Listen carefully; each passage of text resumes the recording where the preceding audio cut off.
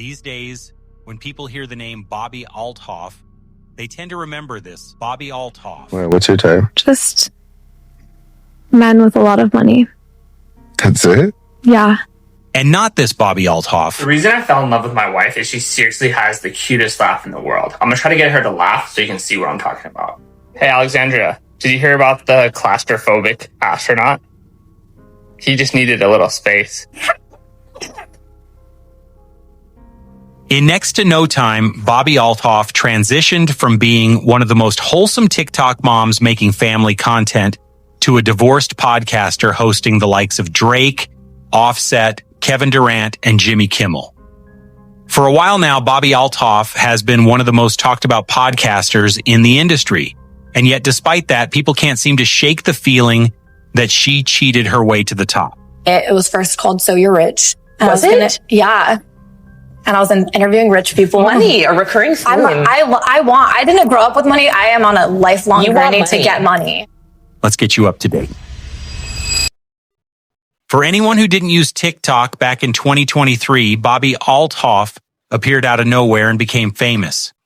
For people on the app, though, there is legitimate chance that you've seen Bobbi on your For You page prior to her podcast fame. There is nothing more embarrassing than walking around with one of these. Bobbi Althoff started her content creation in 2020 during COVID. She mostly made mom and family-related content with the same style of deadpan humor she's now known for in her podcast. The thing you will never catch me doing comfortably is going places by myself. I either have to be with someone or on the phone with someone. Over the years, she was able to gain 3 million followers on TikTok doing this content, even before starting her viral podcast. Her TikTok audience were majorly moms or families or people that were willing to watch her navigate as a young parent. A lot of her comedy revolved around her sarcastic nature and playing off the idea that she's a bad mom. Bobbi Althoff wasn't just an amateur comedian. However, she was a full-on mom influencer who fully engaged with her community and sometimes plugged in products specifically for other pregnant or married women. Yeah. Unfortunately, pregnancy has made my skin feel very dull, but I found a product to fix that. Bloom Cream, a probiotic moisturizer by Beekman 1802. Bloom Cream is a clean product that has no harsh chemicals, which is very important to me during my pregnancy. I love how thick it is when you apply it and how quickly it absorbs into my skin after. That's not to say everybody who watched Bobbi Althoff was either a pregnant mom or a housewife, but they were certainly the target audience. It's a long distance away from later on in her career when Bobbi would be making content with rappers, billionaires, and other A-list celebrities. Bobbi Althoff was much more nuclear and relatable as a mom influencer, posting lazy videos dancing with her husband. My money don't jiggle jiggle. It folds. I like to see you wiggle wiggle. Pour sure and make you want to dribble dribble. You know, riding in my Fiat, you really have to see it. 6-speed 2 in a compact. No slack, but luckily the seats go back a color. But Bobbi wanted more for herself and her career, which is why she transitioned into making a podcast. It was first called So You're Rich. Was it? Yeah. And I was interviewing rich people. Money, a recurring theme. I didn't grow up with money. I am on a lifelong journey to get money. TikTok stars deciding to start a podcast is a well-traveled path. Although it might seem like Bobbi Althoff sprung up out of nowhere, she isn't the first comedian or content creator who's transitioned into doing a podcast or something more sustainable. And taking advantage of her really large following on TikTok, she was able to start off strong with her first guest being none other than Colleen Bollinger. I have a minivan because I have 3 children. Oh my gosh. And I don't know anything about cars, so I honestly... Minivans are very expensive. They are. Yes. So you're rich. We're leasing it. Okay. That's embarrassing. Well, then it takes one to know one because you said you were leasing yours, so. Okay.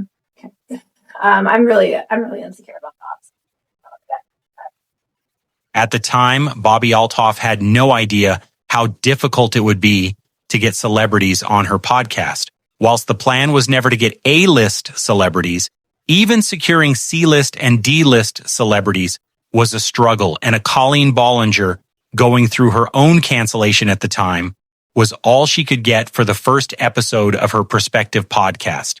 This wasn't ideal because the idea behind Bobbi Althoff collaborating with celebrities bigger than herself was that she could leverage their popularity to catapult herself into a new tier of fame and visibility. She hit that next tier, you know? She became really big on the internet. Yeah. Where you're getting, I don't know, first your followers are transferring over to Instagram. Everyone's talking about you. This sweater has so many fuzzies on it. Yeah, so then I wanted to get to that tier, and I couldn't do that by myself. So a podcast helped me collaborate with other people. And according to Bobbi Althoff herself, the inspiration to start a podcast came from Guy Raz's How I Built This Podcast, which is a finance-focused show with important business people around the world. And since Bobbi's brand of comedy is entirely dependent on sarcasm and awkwardness, her podcast was meant to be a parody of Guy Raz's, which is why she named it So You're Rich. I knew everyone has a podcast, literally everyone. So I needed to separate mine from everybody else's.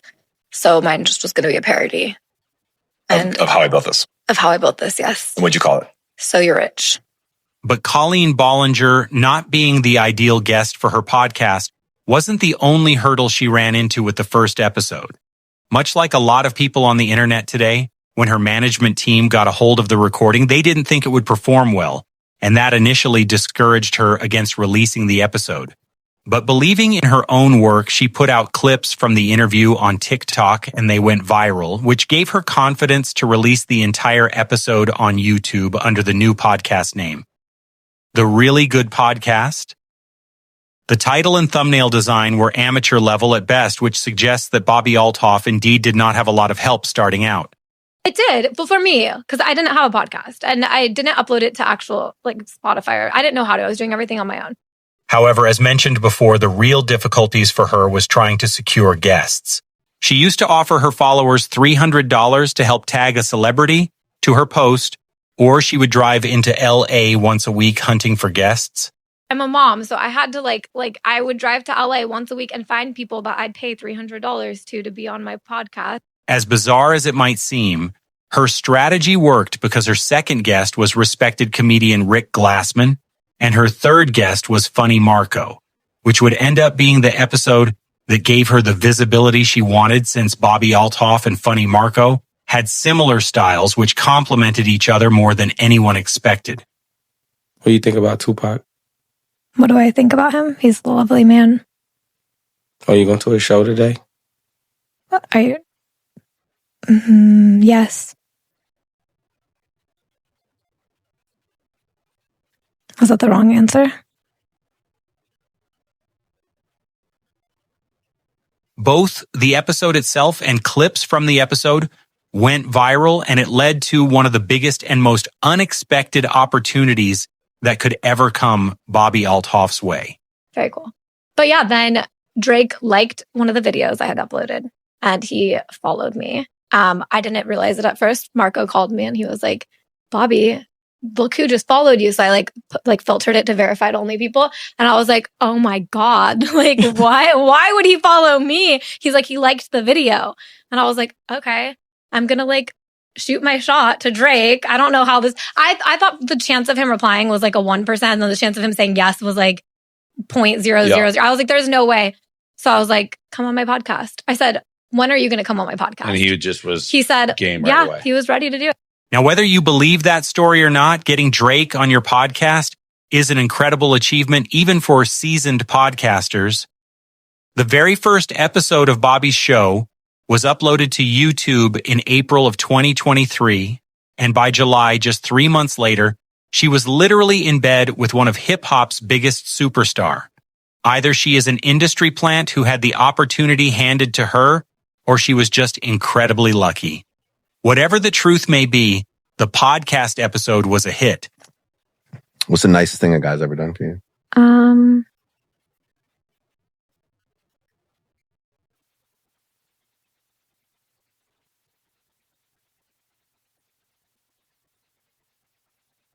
Rough life. I'm trying to think. Oh, okay. The interview was filled with awkward silences, witty banter, and exclusively dumb questions, which is exactly what made it so unique and entertaining. Outside of that, Drake and Bobbi Althoff seemed to have instant chemistry with many moments during the podcast, which could be interpreted as flirting. Am I your type? I'd do it. Thank you. I'd do it. This episode of the podcast would end up garnering millions of views and immediately propel Bobbi into the mainstream. But whilst it brought her visibility, it may have done a lot of damage to her reputation in the process. Choosing to do the podcast in bed with Drake, who has an extensive history with women, was in hindsight a wild choice. It immediately fueled rumors that the two of them might be romantically involved. And given she was only 4 episodes into her podcast and somehow managed to land Drake, it was easy to assume that was the case, even though there's nothing to confirm the two of them have ever been an item even till this day. Regardless of whether there was any extracurricular activity going on or not, the optics weren't great. People were quick to point out that Bobbi Althoff was still married at this point and wondered what her husband would think of Bobbi flying off to ask Drake about his type in bed. On top of that, she did it on her daughter's first birthday. I flew all the way here. You did. I really do appreciate on my that. daughter's first birthday.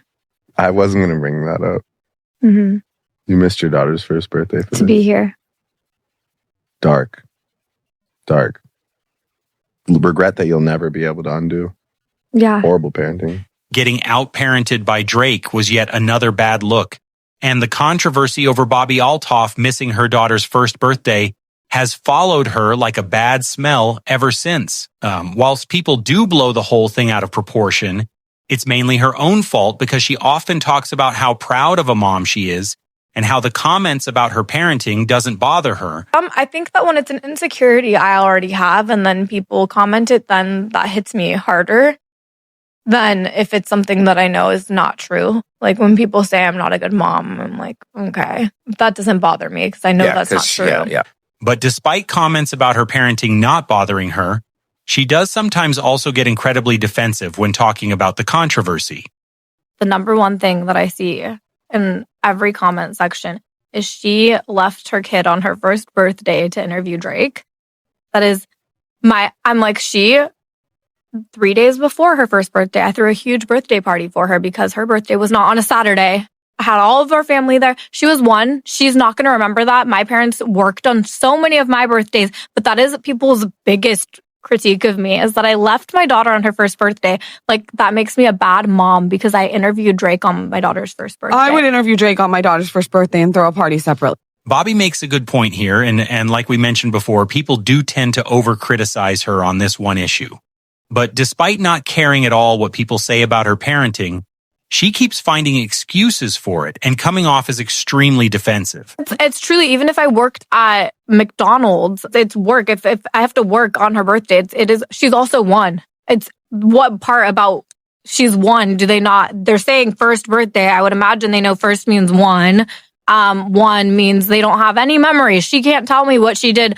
The birthday that I spent all the money on throwing for her, that she has no idea. We have a lot of pictures. She's going to look back at those photos, and when she thinks of her first birthday, she will think of those photos. But for some reason, people are like, oh my God, they really think they're doing something with that comment. Again, she's broadly correct, but maybe not specifically so. None of these defenses mean anything because Bobbi seems to have forgotten that she was the one who brought up her daughter's birthday in the episode with Drake and made a big deal about it. I flew all the way here. You did. I really do appreciate on my daughter's that. first birthday. I wasn't going to bring that up. Mm-hmm. You missed your daughter's first birthday for to be here. Even Drake had the foresight to not bring that up because he knew it wasn't a good look. Bobbi only mentions it because she wanted to point out the sacrifice she had to make to be there. So, which is it? Is it a big deal or is it not a big deal? Because she said both things at this point. She's 1. Do they not? They're saying first birthday. I would imagine they know first means 1. 1 means they don't have any memories. She can't tell me what she did. The birthday that I spent all the money on throwing for her, that she has no idea. We have a lot of pictures. Bobbi Althoff just doesn't hear the self-contradiction in her defenses. And it's unfortunately why missing her daughter's first birthday remains such a big topic of discussion, a topic only slightly overshadowed by her relationship with Drake. Just a couple months after their groundbreaking episode together, Bobbi would post a video of herself at a Drake concert looking uninterested.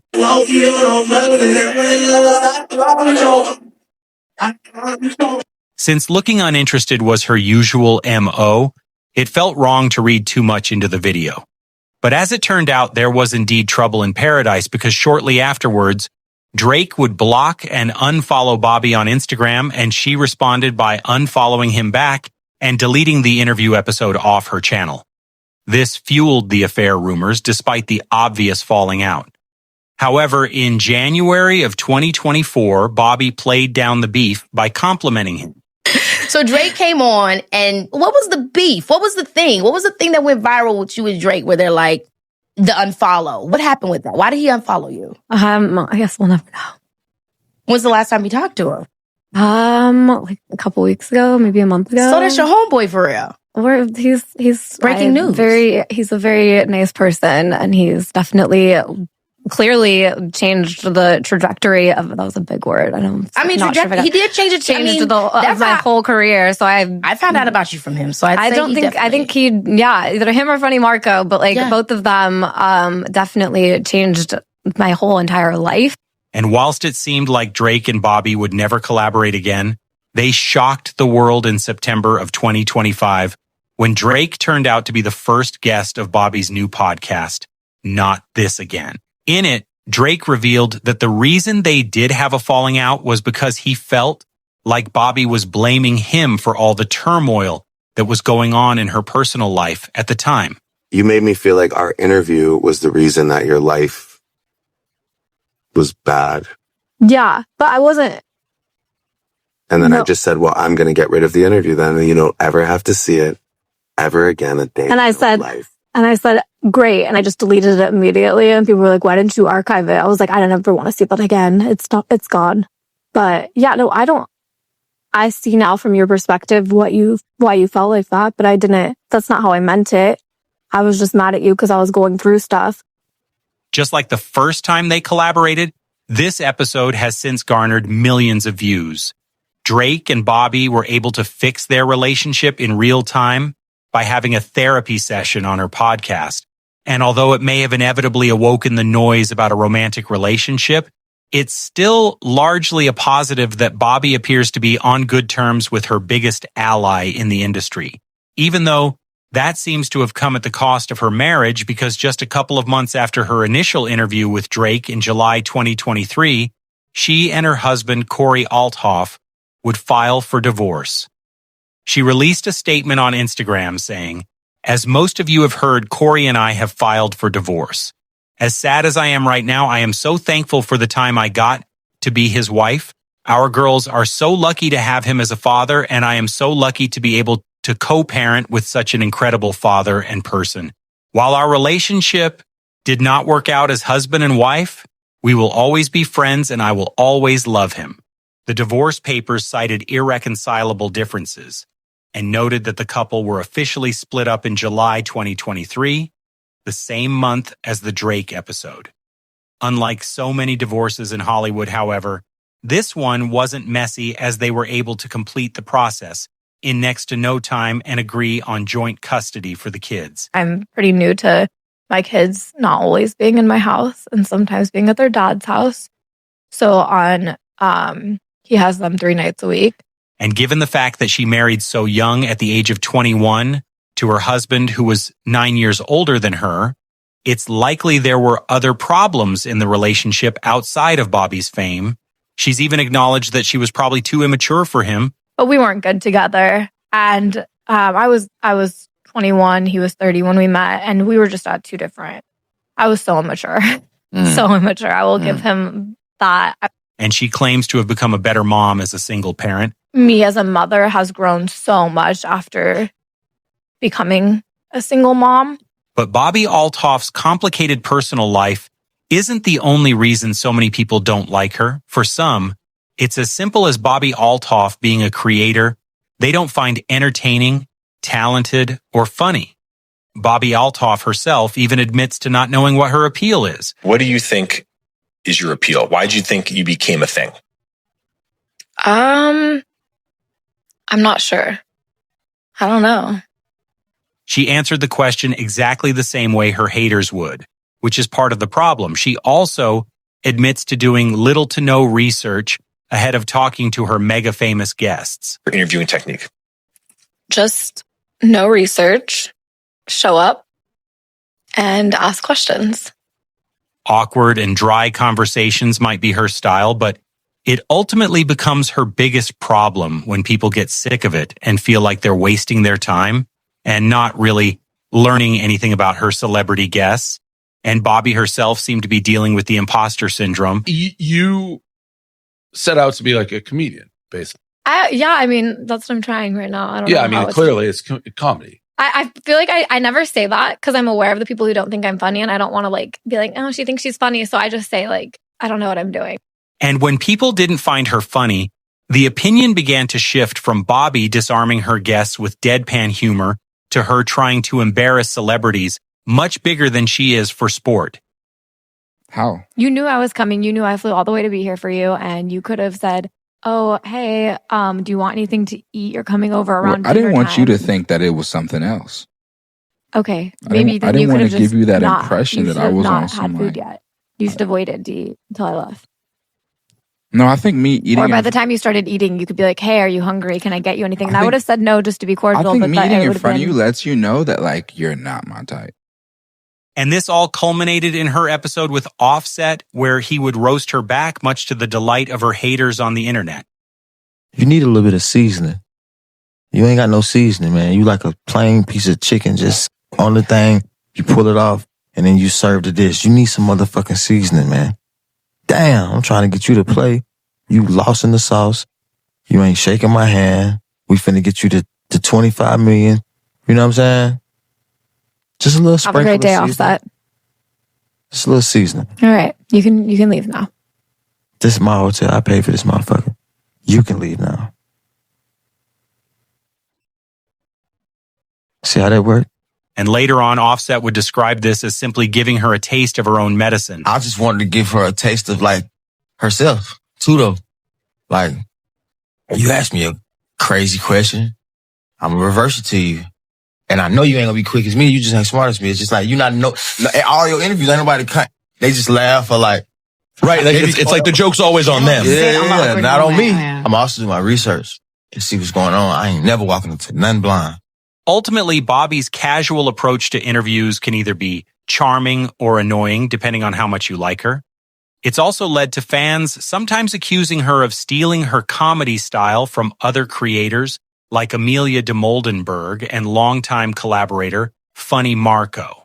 In fact, she even had a public falling out with Funny Marco when it seemed like he too was criticizing what her show had become after their first interview. The problem was kind of like it shifted because on my page she got introduced as, I don't know, like, but I want to know type of girl. Like, I don't know about this, but I want to know. And then now it's like, I don't know and I don't care. So now she give up that to Offset and stuff. Like, I know you're Offset, but I don't care. But with me, it was like, I think you're funny, Marco, but let me learn about you. So on my interview, it gave that open where she was like trying to figure me out. But now it's like the interviews, I think they're like, she's trying to shit on people. And when I watched the interview with Offset, I was like, damn, that was pretty bad to Which be is like. why I don't like the style. Yeah. Marco would also later cancel a tour that they were supposed to go on together because, according to him, she wasn't willing to adapt her style to suit a stand-up routine. Bobbi would make a response to him stating that he hadn't communicated with her and she would be going on her own tour. To get out of my comfort zone, I drink a little, and I thought it went so well. I was like, Marco, I did everything you said. And like, I actually felt really good about it. I felt like I really got out of my comfort zone. I really felt good about it. And he's like, yeah, you killed it. It was great. Fast forward a couple more weeks and I hear from my team that he canceled it. And I'm like, what the hell? Marco canceled the show. Like, why? They're like, I don't know. So I'm like calling him. Doesn't answer me. I'm like, okay, congratulations on the baby. Doesn't answer me. He just won't answer me. But then he's tagging me in posts of Taylor Swift dancing and being like, that's Bobbi. And I'm like, okay, at least we're still cool. Fast forward to today. And I get tagged in a video of Marco standing by a pool talking to everybody about why he canceled the tour. I don't know. I don't know anything. Anyway, with all of that said, I'm going to go on my own tour since you don't want to go on tour with me anymore. And it's going to be funny. However, whatever beef they might have had is now crushed because Marco agreed with everything Bobbi said, and he would later apologize for pushing her too hard out of her comfort zone. Learning her side. I feel like I was rushing. I should have took time to actually learn and figure out what she want to do and how she want to do it. And I was just more like, I got the answers, take them. And I got to look at them on the side. When people do that to me and then I still want to learn my own way, I feel like I was just hard on her as a friend because I see what she can do and I know what she can do, but I should have been patient with her. And again, she a woman, so I should have just been like, more like, not like, Bobbi, we can do this, like do this, do that. I should have just let her be her and let her learn. Marco apologizing to Bobbi Althoff is a part of the story that a lot of her haters tend to leave out.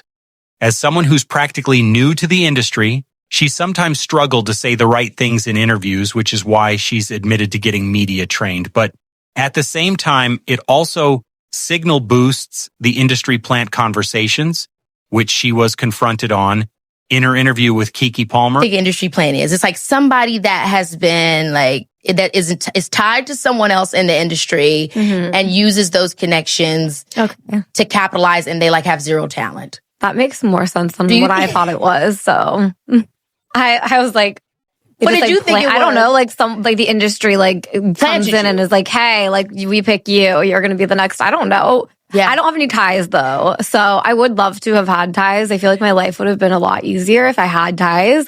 Don't have any ties. Yeah. Just have like, well, you do feel kind of planty. We do have the same manager. So is this I know, isn't that crazy? It feels a bit planty. And in her Wired interview, which received more dislikes than likes, she defends herself against the industry plant accusations by reminding people of her poor background and how hard she's had to work to get here. One is that you were an industry plant. You were so well connected in LA that you were able to get celebrity guests and sort of gain a following, and that sort of that's how you were able to become so successful so quickly. Well, early on, I was like, is that a joke? Like, what is an industry plant?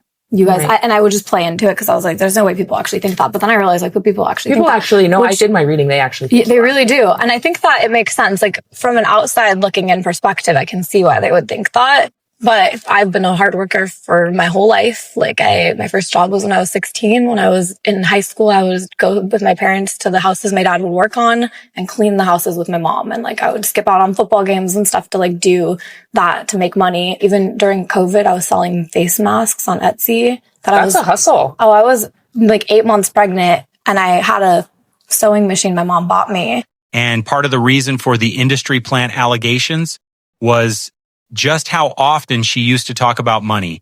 Early on, it was a permanent feature of her podcast that she would ask her guests for money at some point. Can I have $40,000? To do what with? I just want $40,000. You like money a lot. Well, it's 'cause I don't learned have that from any. your last interview. Yeah, well, I don't have any. I just think that you should give me $20,000.